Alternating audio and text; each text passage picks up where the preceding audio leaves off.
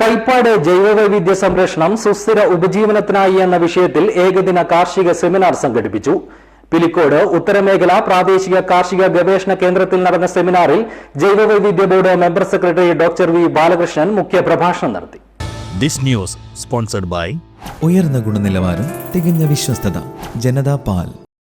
കേരള കാർഷിക സർവകലാശാലയുടെ കീഴിലുള്ള പന്നിയൂർ കുരുമുളക് ഗവേഷണ കേന്ദ്രത്തിന്റെ ആഭിമുഖ്യത്തിൽ കൈപ്പാട് ജൈവവൈവിധ്യ സംരക്ഷണം സുസ്ഥിര ഉപജീവനത്തിനായി എന്ന വിഷയത്തിൽ ഏകദിന കാർഷിക സെമിനാർ സംഘടിപ്പിച്ചു. പിലിക്കോട് ഉത്തരമേഖല പ്രാദേശിക കാർഷിക ഗവേഷണ കേന്ദ്രത്തിൽ നടന്ന പരിപാടിയിൽ ഉത്തരമേഖല പ്രാദേശിക കാർഷിക ഗവേഷണ കേന്ദ്രം associate director doctor T Vanaja സ്വാഗതം പറഞ്ഞു. ചടങ്ങിൽ പ്രമുഖ വ്യക്തിത്വങ്ങളും കാർഷിക വിദഗ്ധരും പങ്കെടുത്തു. പന്നിയൂർ കുരുമുളക് ഗവേഷണ കേന്ദ്രം assistant professor doctor Sanju Balan പദ്ധതി വിശദീകരണം നടത്തി.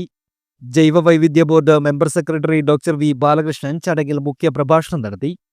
തണ്ണീർത്തട സംരക്ഷണത്തിൽ കൈപ്പാട് കൃഷിക്കുള്ള പ്രാധാന്യത്തെക്കുറിച്ചും പരിസ്ഥിതി സൗഹൃദപരമായ കൃഷിരീതികൾ എങ്ങനെ സുസ്ഥിര ഉപജീവനത്തിന് വഴിയൊരുക്കുമെന്നും അദ്ദേഹം വിശദീകരിച്ചു. 71 കൺവെൻഷന് ശേഷം നമ്മൾ 2008 ഒരു നിയമം ഉണ്ടാക്കി.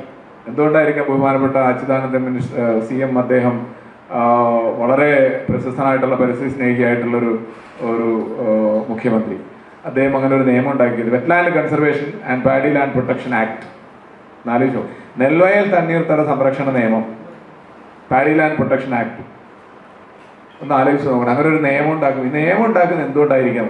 നമ്മൾ എന്തിനേക്കോ മറക്കുന്നു, എന്തിനേക്കോ നമ്മൾ അവഗണിക്കുന്നു, നമ്മൾ നേരാവണ്ണം പോകുന്നില്ല എന്ന് പറഞ്ഞുകൊണ്ടാണ് നിയമം വരുന്നത്. അല്ലെങ്കിൽ നിയമത്തിൻ്റെ ആവശ്യമില്ലല്ലോ. നമ്മളെല്ലാവരും ആ കാര്യം സാധിച്ചെടുക്കുന്നുണ്ടെങ്കിൽ മുന്നോട്ട് കൊണ്ടുപോകുന്ന നിയമത്തിൻ്റെ ആവശ്യമില്ല. അതുകൂടാതെ വേറൊരു നിയമം വന്നു, എന്താ, റിവർ ബാങ്ക് പ്രൊട്ടക്ഷൻ ആക്ട് കേട്ടിട്ടുണ്ടോ? ഈ നമ്മുടെ മണലൂറ്റുന്ന പരിപാടിയൊക്കെ ആ നിയമത്തിന്റെ ഭാഗമായിട്ടാണ് വരുന്നത്. അതിലൂടെയാണ് പെർമിഷനൊക്കെ എടുക്കുന്നത്.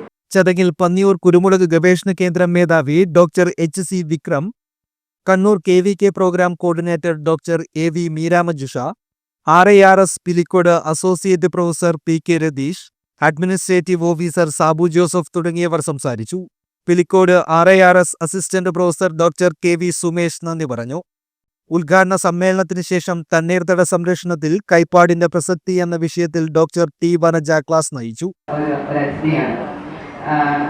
യഥാർത്ഥത്തിൽ പല ഫീൽഡുകളിലായിട്ട് ഇപ്പോൾ മൊത്തം സംസ്ഥാനത്തിന്റെ ബയോഡൈവേഴ്സിറ്റി ബോർഡിന്റെ മെമ്പർ സെക്രട്ടറിയാണ്. വളരെ സിമ്പിൾ ആയിട്ടുള്ള കാര്യങ്ങൾ നിങ്ങൾക്ക് വളരെ ലളിതമായി പറഞ്ഞു തരാൻ മാത്രം പറ്റിയിട്ടുള്ള ഒരു സാറാണ്.